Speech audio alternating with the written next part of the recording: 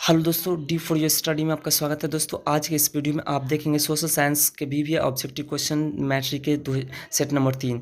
जैसा कि दोस्तों हमने सेट नंबर 1 और सेट नंबर 2 बता दिया आपको। अगर आपने नहीं देखा है तो उसका लिंक आपको डिस्क्रिप्शन में है, वहाँ से देख सकते हैं, या फिर ऊपर के आइकॉन में भी उसका लिंक है जहाँ से आप देख सकते हैं। तो चलिए दोस्तों हम वीडियो को स्टार्ट करते हैं। जैसा कि दोस्तों हमने पहले की वीडियो में ही आपको बता दिया है कि हर एक प्रश्न के आंसर को हमने पीले कलर से पेंट कर दिया, जिससे कि आप स्पष्टली पकड़ सकते हैं कि हाँ वही आंसर है। और फिर भी दोस्तों हम आपको समझा करके हर एक का आंसर देंगे। जैसा कि आपका पहला प्रश्न है, रूस में कृषक दास प्रथा का अंत कब हुआ, जिसमें आपके ऑप्शन है 1861, 1862, 1863 और 1864, जिसमें आपका परफेक्ट आंसर है 1861। अगला प्रश्न, रूस में जार का अर्थ क्या होता है। इसमें ऑप्शन है पीने का बर्तन, पानी रखने की मिट्टी का पात्र, रूस का सामंत और रूस का सम्राट, जिसमें आपका परफेक्ट आंसर है रूस का सम्राट। सम्राट मतलब क्या होता है दोस्तों, तो राजा होता है। तो रूस में राजा को उसमें सम्राट कहा करते थे। अगला प्रश्न है 3, कार्ल मार्क्स का जन्म कहाँ हुआ था, जिसमें आपका ऑप्शन है इंग्लैंड, जर्मनी, इटली, रूस, जिसमें आपका परफेक्ट आंसर है ऑप्शन नंबर बी, जर्मनी। अगला प्रश्न है आपका साम्यवादी शासन का पहला प्रयोग कहाँ हुआ था, जिसमें आपका ऑप्शन है रूस, जापान, चीन, क्यूबा, जिसमें आपका परफेक्ट आंसर है रूस। अगला प्रश्न है यूटोपियन समाजवादी कौन नहीं था, जिसमें आपका ऑप्शन है Louis Class, Saint Simon, Karl Marx, Robert Owen, जिसमें आपका परफेक्ट आंसर है कार्ल मार्क्स। अगला प्रश्न है वॉर एंड पीस किसकी रचना है, यानी कि वॉर एंड पीस क्या है, एक पुस्तक है, वो किसकी रचना। ऑप्शन है कार्ल मार्क्स, टॉल्स्टॉय, दोस्तोयेवस्की और एजल्स, जिसमें आपका परफेक्ट आंसर है टॉल्स्टॉय।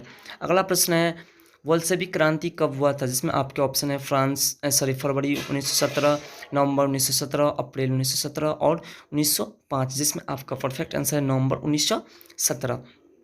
अगला प्रश्न है लाल सेना का गठन किसने किया था, लाल सेना का गठन किसने किया था।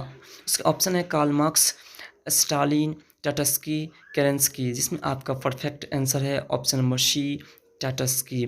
अगला प्रश्न है लेनिन की मृत्यु कब हुई थी, जिसमें आपका ऑप्शन है 1921, 1922, 1923, 1924, जिसमें आपका परफेक्ट आंसर है ऑप्शन नंबर डी, 1924। अगला 10 नंबर प्रश्न है वेस्टोली टोस्क की संधि किन देशों के साथ हुआ था, जिसमें आपका परफेक्ट आंसर है दिया हुआ रूस और इटली, रूस और जर्मनी, रूस और फ्रांस, रूस और इंग्लैंड, जिसमें आपका परफेक्ट आंसर है ऑप्शन नंबर डी, रूस और इंग्लैंड। अगला प्रश्न है जर्मन राज्य का निर्माण किसने किया था, जिसमें आपका ऑप्शन है लुई 18वां, नेपोलियन बोनापार्ट, नेपोलियन तृतीय और बिस्मार्क, जिसमें आपका परफेक्ट आंसर है नेपोलियन बोनापार्ट। अगला प्रश्न है जालबेरिन एक संख्या थी किसकी, क्रांतियों की, व्यापारियों की, विद्वानों की और पाठरी सामंतों की, जिसमें आपका परफेक्ट आंसर है ऑप्शन नंबर बी, व्यापारियों की। अगला प्रश्न है रक्त एवं लौह की नीति का अवलंबन किसने किया था, जिसमें आपका ऑप्शन है Mazzini, Hitler, Bismarck, William one, जिसमें आपका परफेक्ट आंसर है बिस्मार्क। अगला प्रश्न है फ्रैंकफर्ट की संधि कब हुई थी, जिसमें आपका ऑप्शन है 1864, 1866, 1870, 1871, जिसमें आपका परफेक्ट आंसर है 1871, ऑप्शन नंबर डी।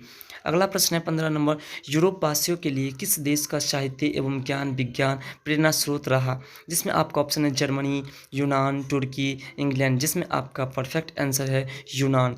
अगला प्रश्न है 16 नंबर 1829 की एड्रियानोपल की संधि किस देश के साथ हुआ था, जिसमें आपका ऑप्शन है तुर्की, यूनान, हंगरी, पोलैंड, जिसमें आपका परफेक्ट आंसर है तुर्की। तो दोस्तों अभी आपने वीडियो को लाइक नहीं किया तो प्लीज़ लाइक कर दे, और चैनल पर नहीं तो प्लीज़ चैनल को सब्सक्राइब कर ले, क्योंकि इस तरह के नए नए इंटरेस्टेड वीडियो और इस तरह के ऑब्जेक्टिव सब्जेक्टिव सभी प्रश्न और सभी सब्जेक्ट का प्रश्न आपको इस चैनल पर कराया जाएगा।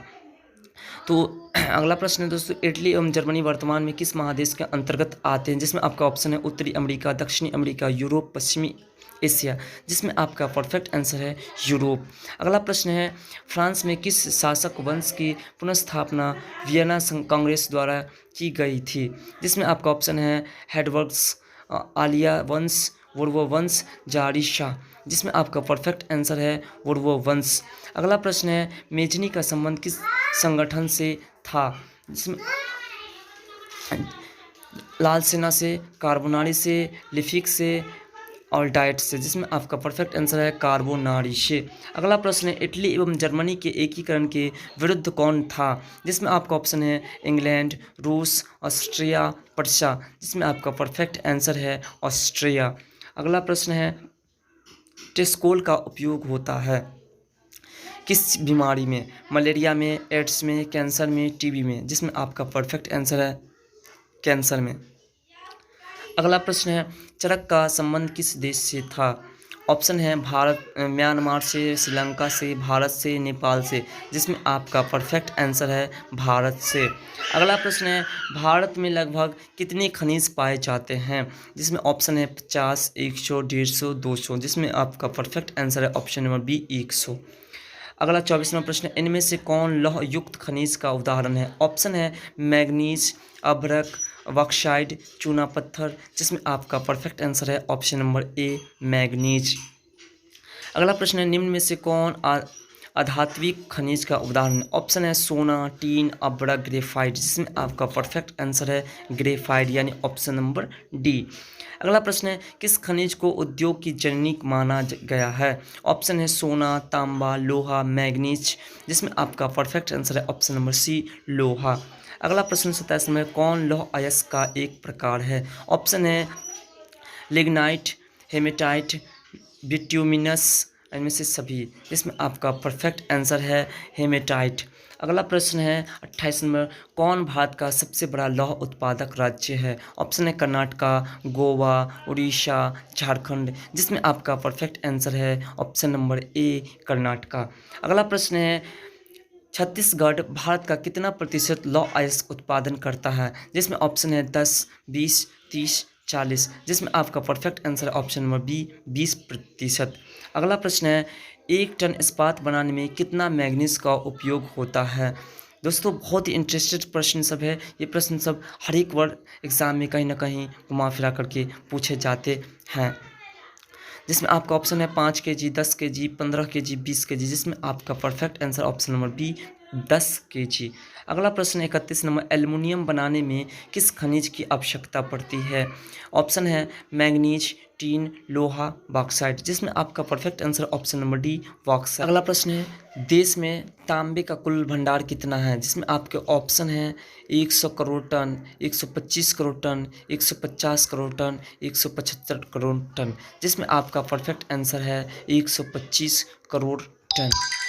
अगला प्रश्न है बिहार झारखंड में देश का कितना प्रतिशत अभ्रक का उत्पादन होता है, जिसमें आपके ऑप्शन है 60%, 70%, 80%, 90%, जिसमें आपका परफेक्ट आंसर है 80%। अगला प्रश्न है 34 नंबर सीमेंट उद्योग का सबसे प्रमुख कच्चा माल क्या है, यानी कि सीमेंट बनाने में सबसे कच्चा माल किसका सबसे अधिक लगता है, ऑप्शन है बॉक्साइट, ग्रेनाइट, लोहा, चूना पत्थर, जिसमें आपका परफेक्ट आंसर है ऑप्शन नंबर डी चूना पत्थर। अगला 35वां प्रश्न है किस राज्य में खनिज तेल का विशाल भंडार स्थित है, ऑप्शन है असम, राजस्थान, बिहार, तमिलनाडु, जिसमें आपका परफेक्ट आंसर है ऑप्शन नंबर ए असम। अगला प्रश्न है 36 नंबर भारत के किस स्थान पर पहला परमाणु ऊर्जा केंद्र स्थापित किया गया था, ऑप्शन है आपका कलपक्कम, नरौरा, राणा प्रताप सागर, और अगला है तारापुर, जिसमें आपका परफेक्ट आंसर है तारापुर ऑप्शन नंबर डी। तो अगला प्रश्न है कौन सा ऊर्जा स्रोत अनवीकरणीय है, जिसमें आपका ऑप्शन है जल, कोयला, सौर ऊर्जा, पवन, जिसमें आपका परफेक्ट आंसर है कोयला, क्योंकि कोयला एक अनवीकरणीय संसाधन जिसके बारे में पीछे भी पढ़ चुके हैं।